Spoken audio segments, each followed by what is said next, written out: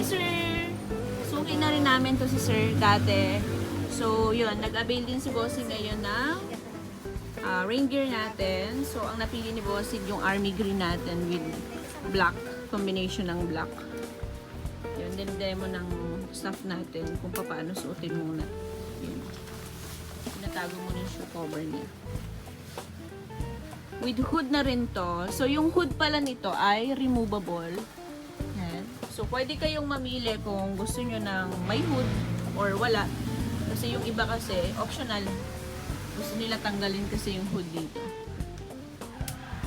Pero syempre, pag umuulan, kailangan mag-hood muna kayo para walang access yung tubig dito sa may batok ninyo. Okay?